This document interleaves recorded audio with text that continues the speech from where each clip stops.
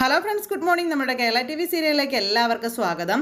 അങ്ങനെ കിഷോർ നല്ല ഉറക്കം ഉളച്ചിരുന്ന് ഇങ്ങനെ വർക്ക് ചെയ്തുകൊണ്ടിരിക്കുന്നു. തൊട്ടരികിൽ അവർണിക കിടന്ന് ഉറങ്ങുന്നു. വെളുപ്പാങ്കാലം വരെ ഇരുന്ന് വർക്ക് ചെയ്യണം. കണ്ണടയ്ക്കുമ്പോൾ അപ്പം വിളി വരും. എന്തൊരു കഷ്ടം എൻ്റെ ദൈവമേ എന്നൊക്കെ പറഞ്ഞുകൊണ്ട് ഇങ്ങനെ കിഷോർ ശരിക്കും മടുത്തു, തലയൊക്കെ വല്ലാണ്ടാവുക. അപ്പോൾ ഗീതാഞ്ജലിക്ക് തിരിച്ചടി കൊടുക്കാൻ എനിക്കൊരു ചാൻസ് കിട്ടുമെന്നൊക്കെയുള്ള കാര്യങ്ങൾ ഇങ്ങനെ ആലോചിക്കുകയാണ് നമ്മുടെ കിച്ചു. ഈ സമയത്ത് ഗീതവും ഗോവിന്ദും നല്ല ഉറക്കത്തിലാണ്. കിഷോറിന്ന് വർക്ക് ചെയ്ത് മടുത്തു. ലാസ്റ്റ് ചായ എടുത്ത് കുടിക്കുന്നു, വെള്ളം എടുത്ത് കുടിക്കുന്നു. അപ്പോൾ അങ്ങനെ ആവരുത്. അപ്പോഴേക്കും അങ്ങോട്ടേക്ക് അനിയത്തി വന്നു. അനിയത്തി വന്നിട്ട് ഏട്ടൻ കിടക്കണില്ലേ എന്ന് ചോദിച്ചു. അപ്പോൾ എൻ്റെ ഉറക്കമായി കിടക്കുന്നതെന്നും പറഞ്ഞ് അവർണയെ കാണിച്ചു കൊടുക്കുക. ഇങ്ങനെ ഉറക്കം വിളിച്ച് ജോലി ചെയ്യേണ്ട കാര്യം എന്താണെന്ന് അനിയത്തി ചോദിക്കണം. ഇത് ഗീതു എനിക്ക് തന്ന പണിഷ്മെൻ്റ് ആണെന്ന് പറഞ്ഞപ്പോൾ അവൾക്ക് ഏട്ടനോടുള്ള ദേഷ്യം തീർന്നില്ല എന്ന് ചോദിച്ചപ്പം പതുക്കെ പറയാൻ പറഞ്ഞു ചേട്ടൻ. ഇവിടെ നിന്ന് പറഞ്ഞാൽ കുഴപ്പമാണെന്ന് പറഞ്ഞപ്പം എനിക്ക് പുറത്തേക്ക് വരാൻ പറഞ്ഞു അനുജത്തി. അങ്ങനെ അവർ പുറത്തേക്ക് പോകണം. അങ്ങനെ അവർ പുറത്തേക്ക് പോയി നിന്ന് സംസാരിച്ചുകൊണ്ടിരിക്കുന്നു. അതായത് ഗീതു അവിടെ കാണിച്ചു കൂട്ടുന്നതും അതുപോലെ തന്നെ കിഷോറിൻ്റെ ഇപ്പോഴത്തെ അവിടുത്തെ അവസ്ഥകളെ പറ്റിയൊക്കെ. ആ മുറിയിൽ നിന്ന് പുറത്തേക്ക് ഇറങ്ങി അപ്പം എന്നെ അവർണികയും വിളിക്കും. ഞാനാണെങ്കിൽ ഇവിടെ പെട്ടിരിക്കുകയാണെന്നൊക്കെ പറഞ്ഞുകൊണ്ട് കിച്ചു ഇങ്ങനെ പറയുമ്പോൾ അനിയത്തിക്ക് ഭയങ്കര സങ്കടം. ചേട്ടൻ്റെ കാര്യം ഓർത്തിട്ടേ അത്രയ്ക്ക് മുട്ടം പണിയാ ഗീതു എനിക്ക് തന്നിരിക്കുന്നതെന്നുള്ള കാര്യമൊക്കെ പറയാം. ഈ സമയത്ത് നമ്മുടെ ഗീതു നല്ല ഉറക്കത്തിലാട്ടോ. ഗീതു ഇങ്ങനെ ഉറങ്ങിക്കിടക്കുന്നു. ഇതെല്ലാം കഴിഞ്ഞതിന് ശേഷം രാവിലെ ആയി കഴിഞ്ഞപ്പോഴേക്കും മകള്, അതായത് ശ്രീജ, ഇതെല്ലാം അമ്മയോട് പറയാം. ഇതൊക്കെ കേട്ടപ്പം ഇവൻ ഇങ്ങനെ ഉറങ്ങാതിരുന്ന് ജോലി ചെയ്യുന്ന എന്തിനാ, കഷ്ടപ്പെട്ടാലും 250 കോടിയുടെ കടം തീർക്കാനൊന്നും പറ്റില്ല എന്നൊക്കെ പറയുമ്പോൾ ഇതൊക്കെ ഗീതു മനഃപൂർവ്വം ഏട്ടനെ കഷ്ടപ്പെടുത്താൻ കിട്ടുന്ന ജോലിയാണെന്നൊക്കെയുള്ള കാര്യങ്ങളൊക്കെ പറഞ്ഞു. ശരിക്കും അവളുടെ അപമാനം സഹിച്ചു മടുത്ത അമ്മയെന്ന് മകൻ ഇതൊക്കെ കേട്ടിറങ്ങി വന്ന് പറയണം. ഇതിനൊക്കെ നീ എന്തിനാ നിന്ന് കൊടുക്കുന്നത്? കഷ്ടപ്പെട്ടും നാണം കെട്ടും ഈ ജോലി തന്നെ ചെയ്യണമെന്ന് എന്താ എത്ര നിർബന്ധം? രാജിവെച്ചിട്ട് വേറെ ജോലി അന്വേഷിക്കടാന്ന് അമ്മ. ഇത് കേട്ടപ്പം മകൻ അത് നടക്കില്ല എന്ന് പറഞ്ഞു. ഞാനും ആ തീരുമാനത്തിൽ തന്നെയാണെന്ന് പറഞ്ഞു. ചെറിയ ശമ്പളത്തിലാണെങ്കിലും ഇച്ചിരി സ്വസ്ഥതയുള്ള ജോലി മതി, ഞങ്ങൾ അതിൽ ഒതുങ്ങിക്കൂടാൻ തയ്യാറാണെന്നൊക്കെ ശ്രീജ ഏട്ടനോട് പറയാം എന്നും പറഞ്ഞിങ്ങനെ നിൽക്കുന്നു. എനിക്കവിടെ ശരിക്കും മടുത്തു. ഞാൻ എന്തായാലും ഇനി അവിടെ തുടരാൻ ഉദ്ദേശിക്കുന്നില്ലെന്നൊക്കെ പറഞ്ഞു. ഇങ്ങനെ അമ്മയെ അനിയത്തിയായിട്ട് സംസാരിച്ചുകൊണ്ടിരിക്കുന്ന സമയത്താണ് അവർണിക അങ്ങോട്ടേക്ക് ഇറങ്ങി വരുന്നത്. അപ്പോൾ ഇവരുടെ സംസാരം കേൾക്കുക കേട്ടോ അവർണിക. അപ്പോൾ കിച്ചു എന്താ ഇതുവരെ റെഡി ആവാത്തതെന്ന് ചോദിച്ചു. രാവിലെ 8 മണിക്ക് ഓഫീസിൽ എത്തണമെന്ന് ഞാൻ പറഞ്ഞല്ലേന്ന് ചോദിച്ചു അവർണിക ഇറങ്ങി വരുന്നത്. അപ്പം ഞാൻ വരുന്നില്ല എന്ന് പറഞ്ഞു. വരുന്നില്ലെന്നോ? രാത്രി ഉറങ്ങാതിരുന്നു എന്ന് പറയുന്നത് ഓഫീസിൽ ചെല്ലാതിരിക്കാൻ ഒരു എക്സ്ക്യൂസ് അല്ല എന്ന് അവർണിക പറയുക. ഇന്ന് വരുന്നില്ലെന്നല്ല, ഇനി ആ ജോലിക്ക് ഞാൻ വരുന്നില്ലെന്നാ പറഞ്ഞതെന്നുള്ള കാര്യം പറയുമ്പോൾ അവർണിക ഇങ്ങനെ അഴിമുടി നോക്കുക. അപ്പോൾ അമ്മയും അനിയത്തിയും കൂടി ഇങ്ങനെ നോക്കുന്നു. അപ്പോൾ എന്താ, ഞാൻ ജോലി ചെയ്ത് കിച്ചുവിന് ഇവർക്കും ചെലവിന് തരുമെന്ന് കരുതിയിട്ടാണോ എന്ന് അവർണിക ചോദിച്ചു. അപ്പോൾ എനിക്ക് വേറൊരു ജോലി കിട്ടും, അവർണിക ഇവരുടെ കാര്യത്തിൽ ബുദ്ധിമുട്ടേണ്ടി വരില്ല എന്ന് പറഞ്ഞു കിച്ചു. ശരി, ഓക്കെ. ജോലി രാജിവെക്കുന്നതിന് മുൻപ് നമ്മൾ ഏജിയുമായി വെച്ചിരിക്കുന്ന ആ എഗ്രിമെൻ്റ് ഒന്നുകൂടി വായിച്ചു നോക്കുന്നത് നല്ലതായിരിക്കും എന്ന് അവർണിക പറഞ്ഞു. എഗ്രിമെൻറ്റ് പേപ്പർ വായിച്ചു നോക്കിയിട്ടല്ലേ നിങ്ങൾ ഒപ്പിട്ടതെന്നും ചോദിച്ചു. അതിൽ വളരെ വ്യക്തമായിട്ട് രേഖപ്പെടുത്തിയിട്ടുണ്ട്, സ്റ്റാഫ് എന്ന നിലയ്ക്ക് കിഷോറിൻ്റെ ഏത് നിമിഷം വേണമെങ്കിലും AGM ഗ്രൂപ്പ് എന്ന നിലയിൽ AGM ഗ്രൂപ്പിൽ നിന്ന് പുറത്താക്കാമെന്നുള്ളത്. മനസ്സിലായോ? പക്ഷേ കിഷോർ അവിടെ നിന്ന് റിസൈൻ ചെയ്യണമെങ്കിൽ കമ്പനി ആവശ്യപ്പെടുന്ന തുക നഷ്ടപരിഹാരമായി നൽകണം. എന്താ, അത് മറന്നുപോയോ എന്ന് ചോദിച്ചു. അപ്പോഴാണ് കിച്ചു ഞെട്ടിയത്. 6 പണിയാണ് കൊടുത്തിരിക്കുന്നതെന്നുള്ളത്. വെറുതെ ഒരു തോന്നലിന് ജോലി രാജിവെക്കുന്നതിനെ പറ്റിയൊന്നും ആലോചിക്കേണ്ട. ഇനി കൊടുക്കാൻ നമ്മുടെ കയ്യിൽ പണമൊന്നുമില്ല, വേഗം റെഡിയാകും, നമുക്ക് പോകണം എന്നും പറഞ്ഞ് അവർണിക അവിടെ നിന്ന് പോയി കഴിഞ്ഞപ്പോഴേക്കും കിച്ചു ഇങ്ങനെ തല തിരിച്ചിങ്ങനെ ദേഷ്യപ്പെട്ട് നിൽക്കുക. ആ സമയത്ത് ഗോവിന്ദ് സാറുമായി കിഷോറിന് നേരത്തെ പരിചയം ഉണ്ടായിരുന്നോ എന്ന് അവർണിക ചോദിച്ചു. അപ്പോഴേക്കും ഇവരിങ്ങനെ പേടിക്കും കേട്ടോ. പപ്പ വെച്ചുകൊണ്ടിരിക്കുക. ഇല്ല, ഞാൻ ബിസിനസ് മാഗസിനിൽ ഫോട്ടോ കണ്ടിട്ടുണ്ടെന്നുള്ളതല്ലാതെ നേരിട്ട് ഇവിടെ വന്നതിന് ശേഷം കാണുന്നത് എന്നിങ്ങനെ പറയുമ്പോൾ കിഷോറിനോട് എന്തോ മുൻവൈരാഗ്യം ഉള്ളതുപോലെ സാർ പെരുമാറുന്നുണ്ടോ എന്ന് എനിക്കൊരു സംശയം ഉണ്ടെന്ന് പറഞ്ഞു. അപ്പം അത് കേട്ട് കിച്ചു ഇങ്ങനെ തല കുമ്പിട്ട് നിൽക്കുക. ചിലപ്പം അതെൻ്റെ തോന്നലാവാം കേട്ടോ എന്ന് അവർണിക പറഞ്ഞിട്ട് അങ്ങ് പോകുന്നു. അവർ നിന്നെ മനഃപൂർവ്വം കെണിയിലാക്കിയിരിക്കുകയാണല്ലോ മോനെ എന്ന് അമ്മ വന്ന് മോനോട് പറയുമ്പോൾ ചെലന്ത് വലയിൽ കുടുങ്ങിയ പ്രാണിയുടെ അവസ്ഥയാണ് എൻ്റേതെന്ന് മകൻ അമ്മയോടും അനിയത്തിയോടും പറഞ്ഞു. കുറേശ്ശെയായി അവരെന്നെ തിന്ന് തീർക്കുമെന്നൊക്കെ പറയണേ. അപ്പം അങ്ങനെയുള്ള കാര്യമൊക്കെ പറഞ്ഞപ്പോൾ അവൾക്കായിട്ടുള്ള പണി കൊടുക്കണമെന്നും പറഞ്ഞ് ഇവരിങ്ങനെ നിൽക്കുക. അമ്മയും അനിയത്തിയും ആകെ വിഷമിച്ച് നിൽക്കുവാണ് കിഷോറിൻ്റെ കാര്യം ഓർത്തിട്ട്. അനിയത്തി പിന്നാലെ ചെന്നു. ഗോവിന്ദ് സാറിനെ പോലെ ഒരു കോടീശ്വരനെ കിട്ടിയപ്പോൾ ഗീതു അല്ലേ ഏട്ടനെ ഉപേക്ഷിച്ച് പോയത്? ആ ചതി ഓർത്ത് അവളല്ലേ ഭയക്കേണ്ടത്? പക്ഷേ ഇപ്പോൾ ഏട്ടനാണല്ലോ ഭയക്കുന്നത്. അതിൻ്റെ കാരണം എന്താണെന്ന് ചോദിച്ചു. അപ്പോൾ അവളിപ്പോൾ എൻ്റെ ബോസല്ലേ, അതാണ് അതിൻ്റെ കാരണം. എന്തോ ആവാമല്ലോ. ഒരു കാരണമില്ലാതെ ഗീതും ഗോവിന്ദ് സാറും ഏട്ടനെ ദ്രോഹിക്കാൻ യാതൊരു സാധ്യതയില്ല, ചെയ്യില്ലല്ലോ അങ്ങനെ. അവർ നോക്കിയാലാണോ കാരണങ്ങളില്ലാത്തതെന്ന് കിച്ചു അന്നേരം ചോദിക്കാം. എന്നെ അപമാനിച്ചും നാണം കെടുത്തിയും അവർ സന്തോഷിക്കാം.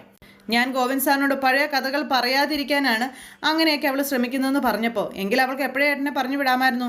ഇപ്പം എന്തോ തെറ്റിന് പകരം വീട്ടുന്നത് പോലുള്ള പ്രവൃത്തിയല്ലേ ഗീതുവിൻ്റെ ഭാഗത്തുനിന്ന് ഉണ്ടാകുന്നത്. അതെന്തുകൊണ്ടാണെന്ന് ഏട്ടന് മാത്രമേ അറിയൂ എന്നുള്ള കാര്യം ശ്രീജ കിച്ചുവിനോട് പറയുമ്പോൾ എൻ്റെ ഭാഗത്തു നിന്ന് ഒരു തെറ്റ് സംഭവിച്ചിട്ടില്ല. അപ്പോൾ ഏട്ടൻ എന്തോ തെറ്റ് ചെയ്തിട്ടുണ്ട്, അതെന്താണെന്ന് പറയാൻ അനുജത്തി പറഞ്ഞു.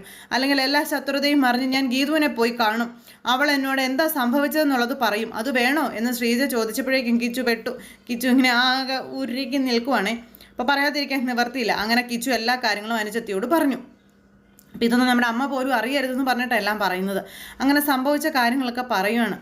അങ്ങനെ ആ ഒരു സംഭവം തുടങ്ങി അന്ന് തൊട്ട് ഇന്ന് വരെയുള്ള കാര്യങ്ങളെല്ലാം നമ്മുടെ ശ്രീജയോട് കിച്ചു തുറന്നു പറഞ്ഞു. ഇതൊക്കെ കേട്ട് കഴിഞ്ഞപ്പോൾ ശ്രീജ വരെ ഞെട്ടിപ്പോയി. അപ്പം ഇതൊക്കെ കേട്ട് ശ്രീജ ഇങ്ങനെ നിൽക്കുമ്പോൾ ജീവിതകാലം മുഴുവൻ അവൾ കേട്ടനെ കാൽ കീഴിലിട്ട് ചവിട്ടി അരയ്ക്കാമെന്നുള്ള കാര്യം കഥ കേട്ട് കഴിഞ്ഞപ്പോൾ അനുജത്തി പറയുക. അവൾ എന്ത് പ്രതികാരം വേണമെങ്കിലും എന്നോട് ചെയ്തോട്ടെ, ഞങ്ങൾ തമ്മിലുള്ള ബന്ധം അവർണിക അറിഞ്ഞാൽ ഉണ്ടാകുന്ന ആ ഒരു അപകടത്തെക്കുറിച്ച് ഓർത്താ എൻ്റെ പേടി മുഴുവനെന്ന് പറഞ്ഞപ്പം വിവാഹം ചെയ്യുമെന്ന് വാക്ക് കൊടുത്ത പെണ്ണിനെ ചതിച്ചിട്ടാ അവർണിക ചേച്ചി വിവാഹം കഴിച്ചതെന്ന് അറിഞ്ഞാൽ നിമിഷം ചേച്ചി ഏട്ടനെ കൊല്ലുമെന്നുള്ള കാര്യം ശ്രീജ പറയുവാണ്. ചേച്ചിക്ക് ഏട്ടനോട് ഭ്രാന്തമായ സ്നേഹമാണ്, അതുകൊണ്ടാണ് ഏട്ടന് വേണ്ടി 250 കോടി രൂപയുടെ സ്വത്തുവകകൾ പോലും നഷ്ടപ്പെടുത്തി കളഞ്ഞത് അല്ലേന്ന് ചോദിച്ചു. അതൊക്കെ എനിക്ക് അറിയാവുന്ന കാര്യങ്ങളല്ല ശ്രീജ എന്നും കിച്ചു അന്നേരം പറയാം. ആ സ്നേഹം എന്നെ ഭയപ്പെടുത്തുകയാണെന്നുള്ള കാര്യവും കിച്ചു അന്നേരം പറഞ്ഞു. ഗീതുവിനെ ഉപേക്ഷിച്ചിട്ടാണ് ഞാൻ അവർണിക്ക് വിവാഹം കഴിച്ചതെന്ന് അറിഞ്ഞാൽ അവർണിക്ക് അത് സഹിക്കാനാകില്ലെന്നുള്ള കാര്യവും പറഞ്ഞു. എന്നോട് പകമൂത്ത് ഏത് നിമിഷം വേണമെങ്കിലും ഗീതുവും ഗോവിന്ദൻ സാറോ എല്ലാ കാര്യങ്ങളും അവർണികയോട് തുറന്നു പറയുമെന്നുള്ളൊരു പേടിയും എനിക്കുണ്ട്. അതുവരെ എനിക്ക് ആയുസുള്ളൂ എന്നുള്ള കാര്യവും കിച്ചു പറഞ്ഞു. ഇതൊക്കെ കേട്ട് ശ്രീജ പേടിച്ച് നിൽക്കും കേട്ടോ. അപ്പോൾ ചെകുത്താനും കടലിനും നടുവിൽ അകപ്പെട്ടു പോയൊരു അവസ്ഥയാണ് ഏട്ടൻ്റേത്. കഴിവതും സത്യസന്ധതയോടെ ഇനിയെങ്കിലും ജീവിക്കുക എന്നുള്ളത് മാത്രമാണ് ഈ പ്രതിസന്ധി കടക്കുക എന്നുള്ളതിന് ഏക മാർഗമെന്ന് അനുജത്തി ഏട്ടൻ ഉപദേശിച്ചു കൊടുക്കുന്നു. അപ്പം അത് കേട്ട് കഴിഞ്ഞപ്പോഴേക്കും എന്നും പറഞ്ഞിങ്ങനെ നിൽക്കുക, മുഖമൊക്കെ വല്ലാതാക്കി. അതെന്തായാലും കിച്ചുവിനെ കൊണ്ട് പറ്റുന്ന കാര്യമല്ലല്ലോ. കിച്ചു ഇങ്ങനെ ഒരു ചിരിയും ചിരിച്ചിങ്ങനെ നിൽക്കുന്നു. ഇനി ബാക്കിയുള്ള കഥയും കൂടെ പറഞ്ഞു കഴിഞ്ഞാൽ പൂർത്തിയായി. അങ്ങനെ എല്ലാം കേട്ടും കണ്ടു അമ്മയും അനിയത്തിയും ഇതിനെയൊക്കെ ഉൾക്കൊണ്ട് ജീവിക്കണമെന്നുള്ള കാര്യങ്ങളെല്ലാം പറഞ്ഞ് കിച്ചു അങ്ങനെ നിൽക്കുന്നു. ഇതെല്ലാം കഴിഞ്ഞ് പിന്നെ കാണിക്കുന്നത് ഗീതുവിനെയാണ് കേട്ടോ. ഗീതു ഇങ്ങനെ റെഡി ആയിക്കൊണ്ടിരിക്കുന്നു. അപ്പോഴേക്കും അങ്ങോട്ടേക്ക് നമ്മുടെ കാഞ്ചന വന്നു. കാഞ്ചന വന്നിട്ട് സാരിയിൽ നിന്നെ പാകൃതിക്ക് എന്നെ അഴക് എന്നൊക്കെ പറഞ്ഞു വരുന്നത്. അതെ, തിരിച്ചു വന്നിട്ട് പറയാമെന്ന് പറഞ്ഞുകൊണ്ട് ഇങ്ങനെ നിൽക്കുന്നു. ഈ സമയത്ത് നമ്മുടെ ഗീതു ഇങ്ങനെ ഇറങ്ങിപ്പോരുമ്പോൾ ഇവക്കിട്ടൊരു പണി കൊടുക്കണമല്ലോ എന്ന് വിചാരിക്കുകയാണ് കാഞ്ചന. എന്നിട്ട് ഫോൺ എടുത്തിട്ട് ഇങ്ങനെ വിളിക്കുന്നു. മാം, ഞാൻ പ്രോഗ്രാം സ്ഥലത്ത് എത്താൻ പോവുകയാണ്, അങ്ങനെ ഇങ്ങനെയാന്നൊക്കെ പറഞ്ഞ് ഫോണൊക്കെ വിളിക്കുന്നു. അപ്പോൾ ശരി, അങ്ങനെ വേണ്ട, ഞാൻ ഇറങ്ങിയാൽ മതി, ഇതൊക്കെ പറഞ്ഞ് ഫോണിൽ വിളിക്കുന്നു. അപ്പോൾ സിമ്പിളും ഹമ്പിളുമായിട്ടൊക്കെ വന്നാൽ മതി എന്നൊക്കെ പറഞ്ഞു. അപ്പോൾ ഇവളെ ഇന്ന് പ്രോഗ്രാമിന് വിടരുതെന്നാണ് എന്നോട് പറഞ്ഞിരിക്കുന്നത് രാധികാമ്മ. അതുകൊണ്ട് തന്നെ അതിനുള്ള പണി നോക്കണമെന്ന് പറഞ്ഞ് ഈ കാഞ്ചന എന്ത് ചെയ്തു, ഗീതു നടന്നു വരുന്ന വഴിക്ക് കൊണ്ടുപോയി എണ്ണ ഒഴിക്കുന്നു. അപ്പോഴേക്കും നമ്മുടെ വിജയലക്ഷ്മി മാം അവിടെ നിന്ന് ഇറങ്ങി. അതുപോലെ ഗീതു ഇറങ്ങാൻ തുടങ്ങുക. ഈ കാര്യങ്ങളെല്ലാം ചെന്ന് രാധികയോട് കാഞ്ചന പറഞ്ഞു കഴിഞ്ഞിട്ടാണ് ചെന്ന് ഈ എണ്ണയൊഴിയിലും പരിപാടിയൊക്കെ കാര്യങ്ങളൊക്കെ. അപ്പോൾ അവളുടെ വാർത്ത പത്രത്തിൽ വരും, ടി വിയിൽ വരും, ഇങ്ങനെയൊക്കെ. അപ്പം നീ പോടി അവിടുന്ന്, നീ കോർണയുടെ മുഖത്തിൻ്റെ നീറ്റിൽ ഇതുവരെ പോയിട്ടില്ല എന്ന് പറഞ്ഞു. അങ്ങനെ ഇവർ തമ്മിൽ ആ കാര്യമൊക്കെ സംസാരിച്ചുകൊണ്ടിരിക്കുന്നു. അപ്പോൾ ഒരുങ്ങി ഇറങ്ങി വരുമ്പോൾ അവളെ നമുക്ക് വീഴ്ത്താന്നൊക്കെ പറഞ്ഞുകൊണ്ട് രണ്ടുപേരും കൂടെ പ്ലാൻ ചെയ്യുക കേട്ടോ.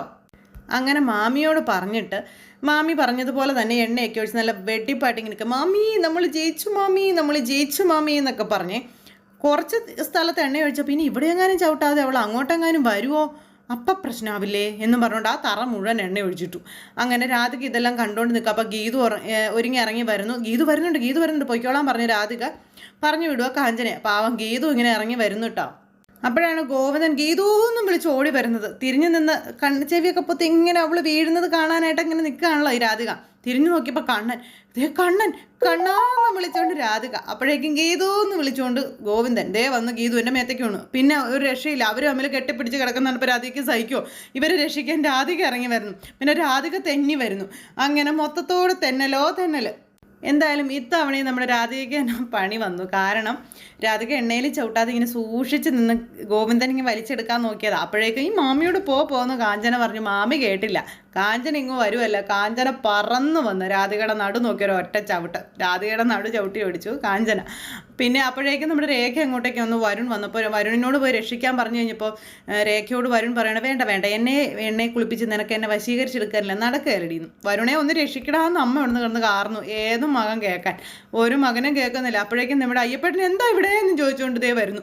അയ്യപ്പേട്ടൻ ഇവരുടെ എല്ലാവരുടെയും നേരെ ഇങ്ങനെ ആ ഒരു എണ്ണയിൽ ചവിട്ടി ദേ പറന്ന് വരുന്ന അയ്യപ്പേട്ടൻ വന്ന് വീണ ഇവരെല്ലാവരും പപ്പടം വരുവാകും.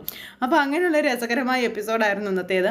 അപ്പോൾ എല്ലാവരും കാത്തിരുന്ന് കാണുക. എല്ലാവർക്കും നല്ലൊരു ദിവസം ആശംസിക്കുകയാണ്. ഒരുപാട് ചിരിക്കാനുള്ള മുഹൂർത്തങ്ങൾ ഇന്നത്തെ എപ്പിസോഡിലുണ്ട്. അപ്പോൾ എല്ലാവർക്കും ഒരിക്കൽ കൂടി നല്ലൊരു ദിവസം ആശംസിച്ചുകൊണ്ട് നിർത്തുന്നു. താങ്ക്